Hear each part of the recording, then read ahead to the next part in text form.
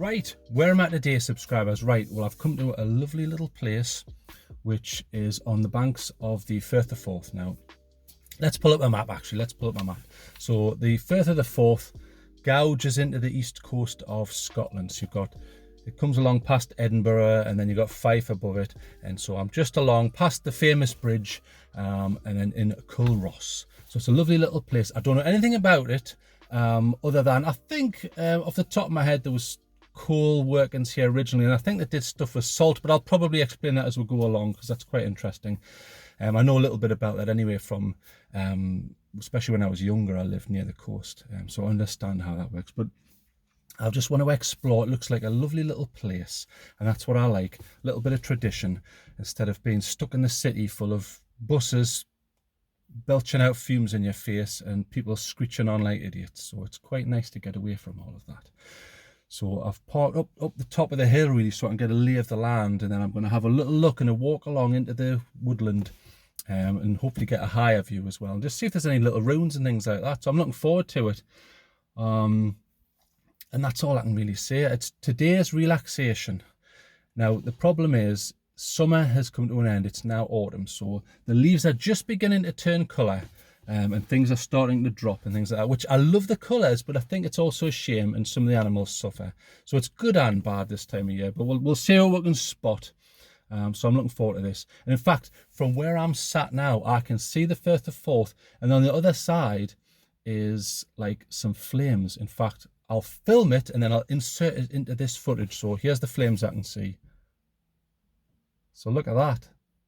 I presume that's some sort of chemical work or something over there. Now luckily it's on the other side of the Firth of Forth, so it's not on this side, so there hopefully won't be any foul stenches, especially not from me anyway. So right, let's get on with it.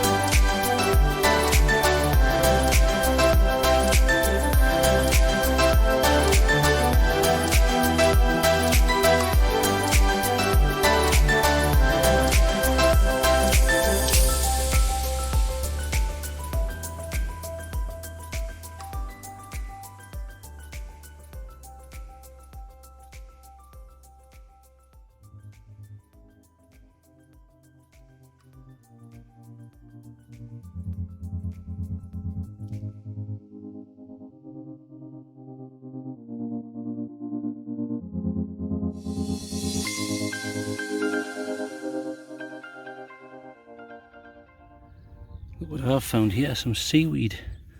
I think it's a type of bladderwrack. So in other words, you've got the little bladders which give it buoyancy. So listen, if I can get it to pop. I'm too weak. There you go, did you hear that? I'll do some more. Listen. Hear them popping? So it gives them a bit of buoyancy and allows them to stand up in the water. Look at the size of that one.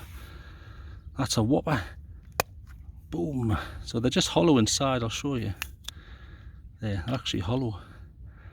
But a lot of the seaweeds around here are edible. People just don't seem to eat it. It seems to be more a Japanese thing. I mean, that might change in time. I know the supplement industry used to prize seaweed for getting the iodine out, which is great.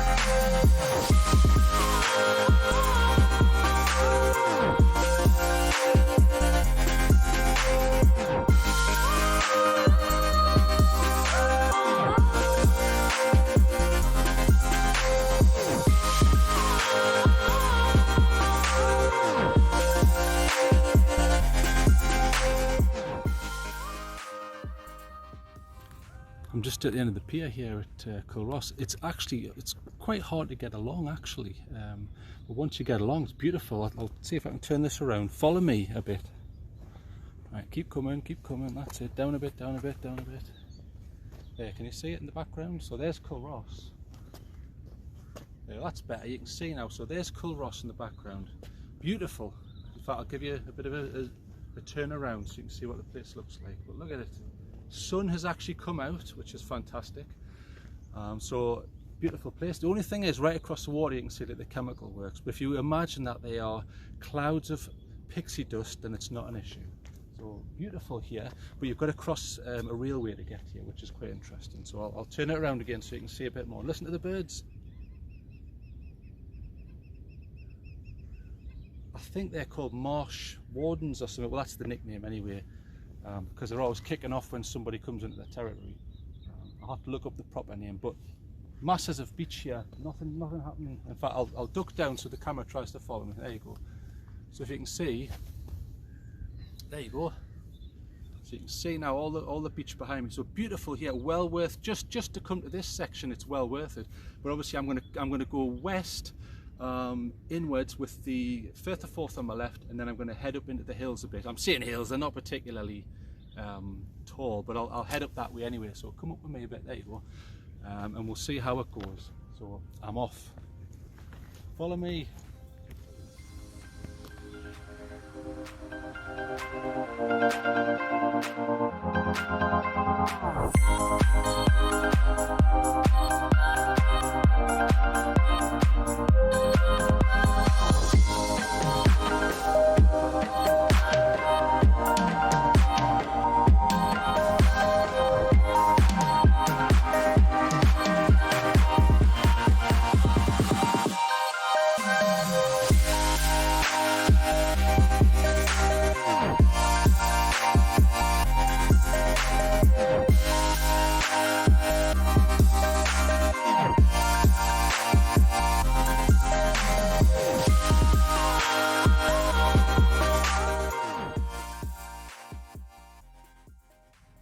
Look at these hawthorn berries. You can always tell hawthorn from the leaf really, well I do anyway. And the bloody thorns that sometimes get you, there's one, see it? Try and get a profile. I can get it to focus, it doesn't want to. Well anyway, there's a sharp prick there for want of a better word. There you go, you can see it now. So that's one of the annoying things about them. But you can actually eat the berries, believe it or not. I'm not a big fan, you can only eat so many of them, but they're hardly delicious. Just spit the pip out. You see the pip there? There's more pip than anything else, but you can eat them, but obviously wash them first. But I quite like hawthorn, and the thorn part of the name certainly comes apt when you try to push through these things and they stick in your leg and things like that.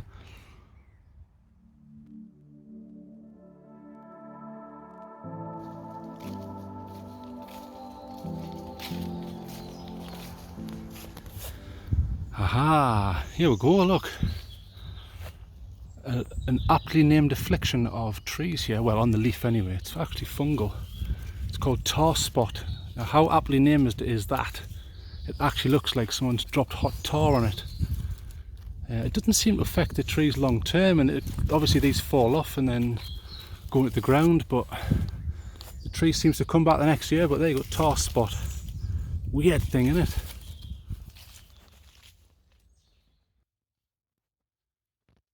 Here's some snowberries. Now obviously, good name, not just because of the colour, but they've also got a strange texture. It's almost like polystyrene. Listen, if I can get it to do it. Hear that pop? They actually pop. They've almost got like a cavity, but they've got a strange texture. Don't touch them like I'm doing, because some people find them irritating on the skin. I'm okay, but I know that from years of experience, but don't touch them otherwise. But snowberry, very interesting.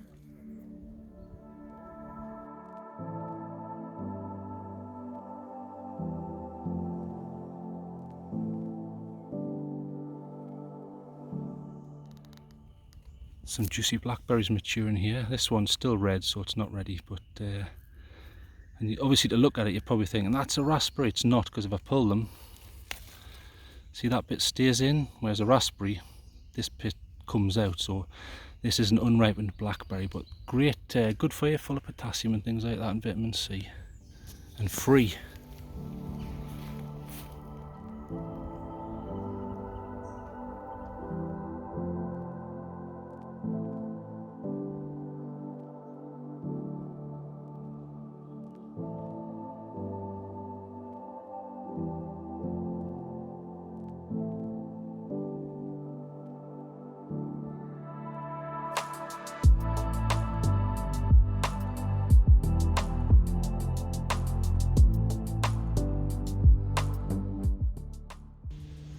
Just headed up a hill here. In fact, I'll show you.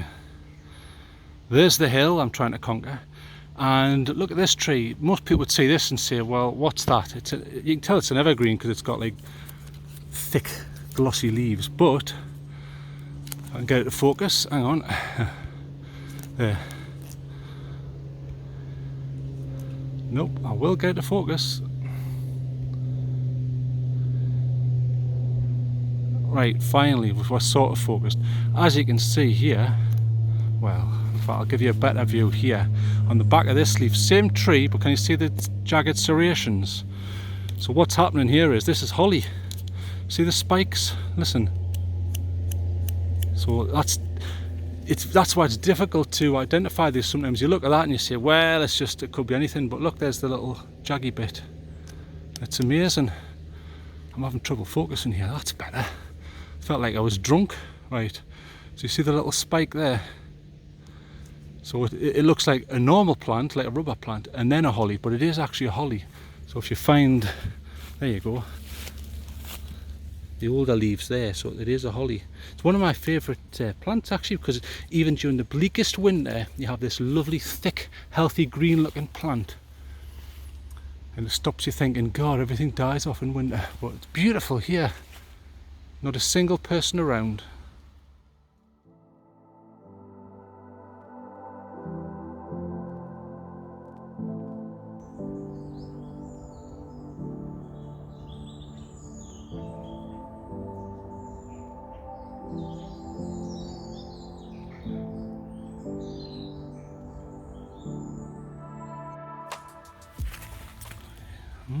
Right, in sort of close proximity to all this Woodhaven stuff here is, I think this is a type of currant plant, and the problem is I can't tell which type it is. It's certainly not gooseberry. It doesn't have enough spikes on it. Nah. The problem is I can't tell whether it's black currant, red currant, white currant, because there aren't any bloody currants on it.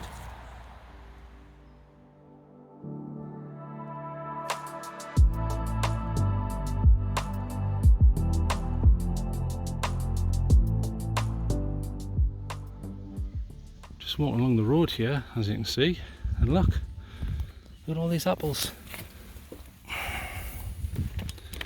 Look at that. Looks like a Granny Smith. That's what we call them here anyway. They've got like a loose texture, but they're nice. So look at all the apples on this tree.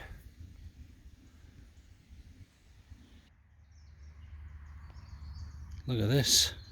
Man-made barbs. And then look, here's nature's barbs. The original one. The rose thorn. More effective if you ask me. But obviously metal's harder wearing. But look, rose hips. This is obviously a species of rose. I'm not sure which one, but look. Another wild edible. You can eat these. The problem is the flesh you can eat. The seeds and the hairs, yeah, you can eat them without dying. But the nickname itchy arse is because when you eat them and they come out, they get in the rectal tract. Not nice. So if you are going to eat them, for God's sake, get rid of the pips and the hairs.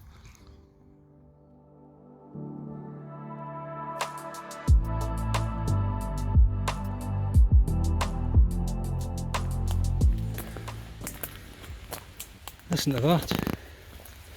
Underfoot you can hear all the beech nuts cracking. Hear them? So that means overhead they are beech trees. You can eat them actually, I don't particularly like them, but you can't eat beech nuts. Not a fan myself, but another wild edible. Isn't it amazing how this time of year you get so many wild edibles? In fact, look, there's an empty pod for a beech nut. What's it, a hairy small conker? They're weird.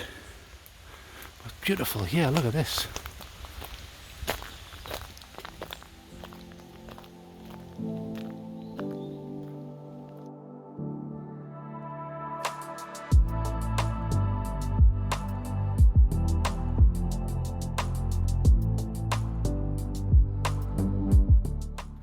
Here's the shell of a conker. Look how spiky they are.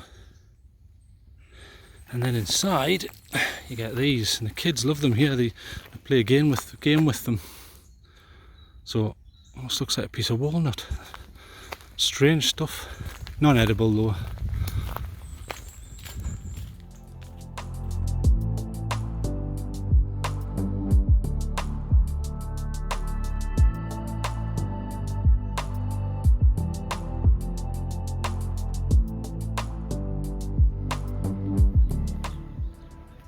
The sun is out and I'm still heading north.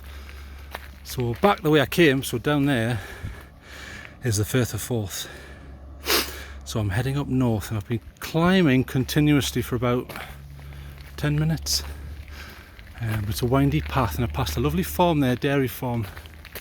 In fact, you can see the cows there. Let's have a look. If I can do this without falling over. There, you can see them all. So it's all going well so far. I haven't got lost yet, but there's still time.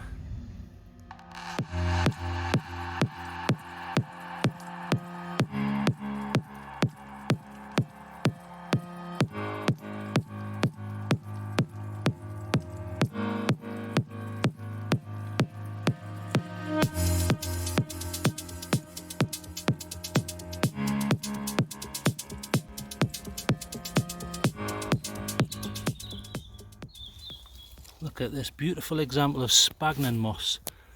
I'll pull one out so you can have a look. It's not going to harm it. Yeah, sphagnum moss, amazing stuff. Look, and this is just one species. There's loads of them. It's even been used as dressings. Obviously you've got to boil it first. You can't just yank it out the ground and stick it on a wound. That's the quickest way to get an infection, but you can see why it's here. Look at all this, look. Wet, so wear some Gore-Tex if you're coming this route. But it's brilliant here. Look, listen to the birds. Isn't that beautiful? And if I don't fall over in the mud, it'll be a wonderful day. But there's loads of species here. It's incredible. Loads of beech trees. And there's a little young oak. Brilliant. Beautiful place.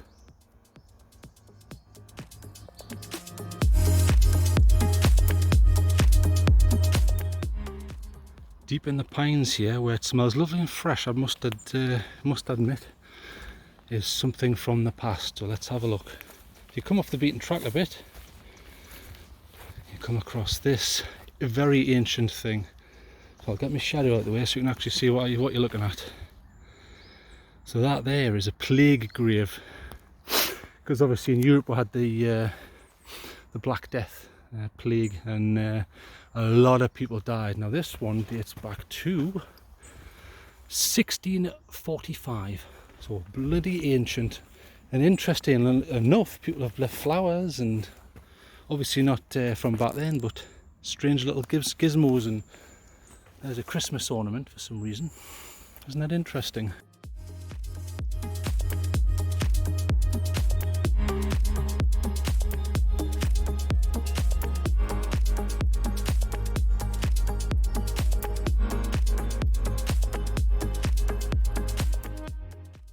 It's beautiful here. I'll give you a widescreen. Yeah. What a lovely place to have a grave.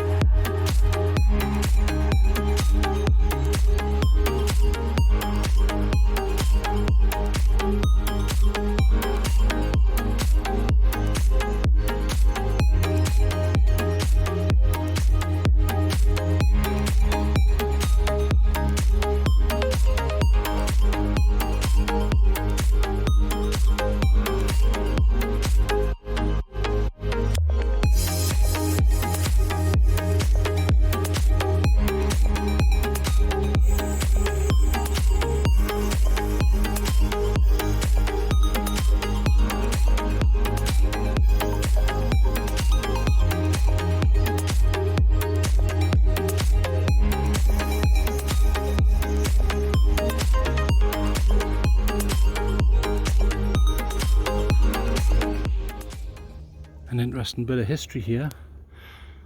So a little bit of heritage. The Battle of Culross, 1038. St. King Duncan's army camped near here prior to meeting a force of invaders led by Sweyn of Denmark. The actual battle was about a mile to the west, so that's that way, near the farm that I passed. Remember the dairy farm?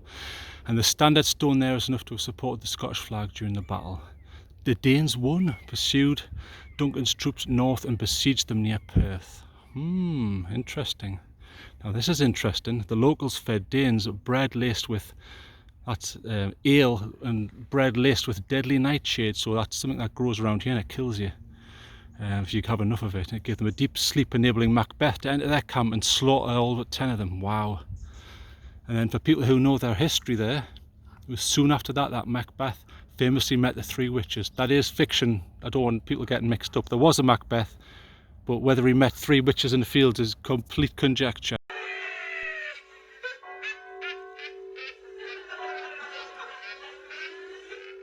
me, young crone, is this Putney? That it be? Yes, it is, not that it be. Thank you, young crone. Here is a purse of monies, which I'm not going to give to you. But a little bit of history there, isn't that interesting? So right in the middle of nowhere, in the middle of some fields, and listen to that crow.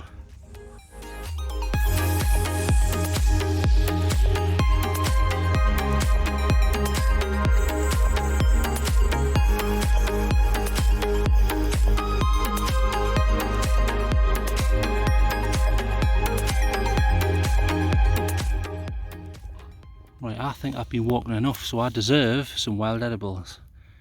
Here's a blackberry. As you can see, the centre's still there, so it's not from the raspberry, right? So I'll try this, so hang on. Right, I find that incredibly bitter. But if you add sugar and cook them, they're pretty damn good actually. So I'll finish that. Listen to the pips. Very crunchy, but hey, free.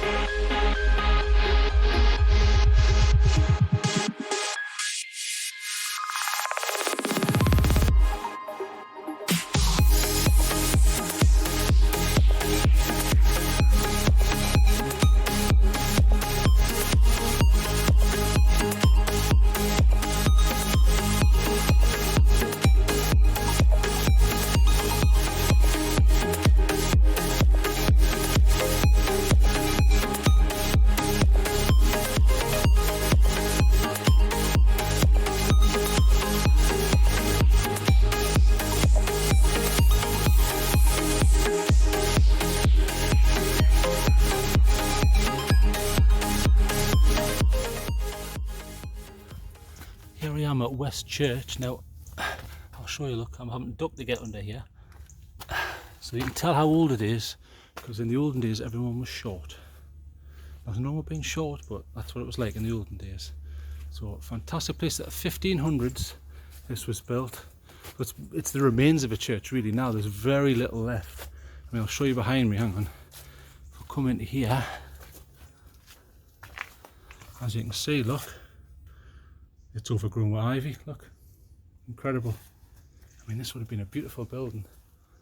Look, what a shame. I mean, look at that. If you can imagine, there would have been possibly stained glass in that window. Look at it. What a shame. So beautiful place. This is a quick stop off though, because I need to make tracks. So I'm going to head east and then down back towards forgotten where I am now. Back to Culross. So it's been beautiful so far. Listen to the birds. Fantastic. There's loads of robins around here, loads of them. So beautiful place. I really like it. Not a lot to say. There's not a lot of history associated with this place that I'm aware of anyway. There will be, but not that I'm aware of. But it's beautiful. And this whole place is flanked with ivy at the minute. There's a hawthorn in here. But I'll take you out through these gates. Now there's a mausoleum, but I can't really get to it. I'll walk around it, but there's a mausoleum over that way, to the west. But I need to go to the east. Listen to that bird. Beautiful. Right, I'm off.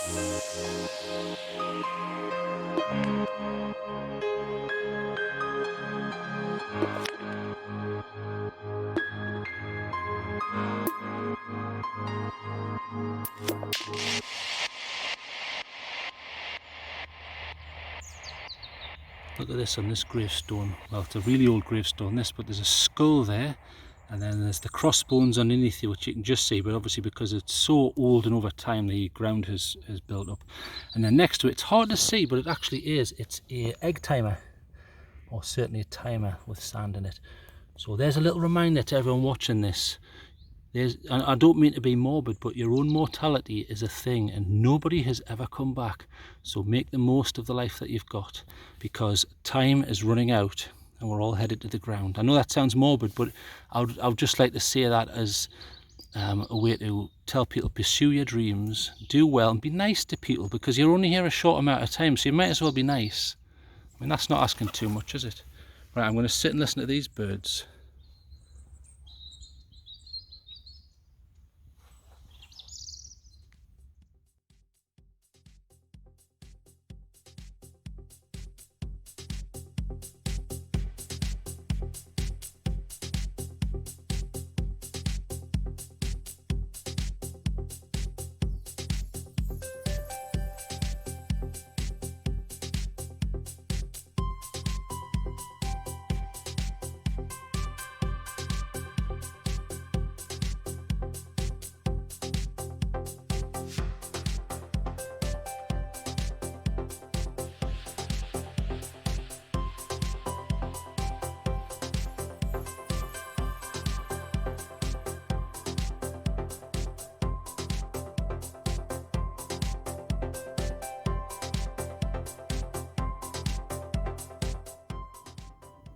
Just walking down this quiet road, and then look, there's a butterfly there. I'll zoom in.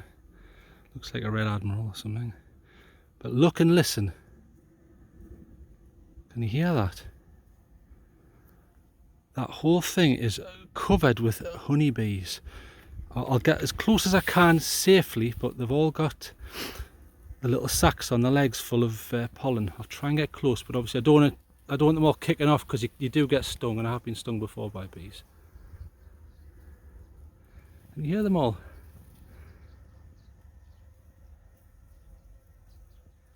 They're going bananas. I'll try and get in close, but like I say, you've got to be careful because you can't get them to kick off. Listen, you can see that one there. Well, I'll try anyway. I'll try and zoom in so you can see the legs. There's one, if he lands. No. Right, he's landed. See on his legs, see the little pollen sacs? So they're still collecting pollen at this time of year. See those yellow flashes on the hind legs? Listen to them all.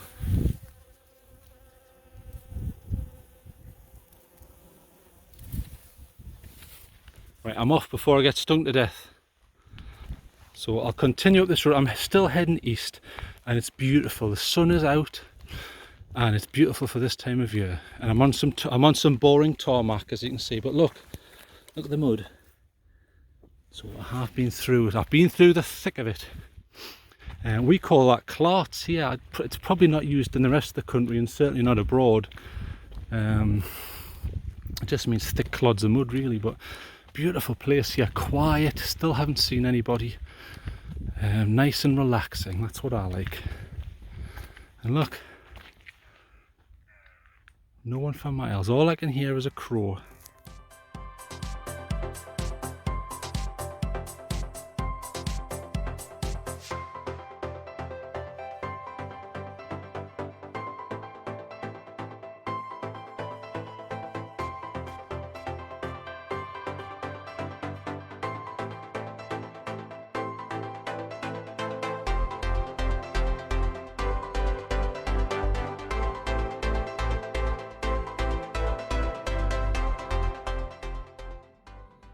Walking down the street here in Culross, and look at this. Isn't this beautiful? This, believe it or not, is strawberries. They're growing out of the wall. I don't see any fruit at this moment in time, which is a shame, because I would have eaten one. Some on top of the wall as well. But isn't that incredible? You've got strawberries growing out of the wall. That's how abundant life is here. Pawley Hill House. Beautiful.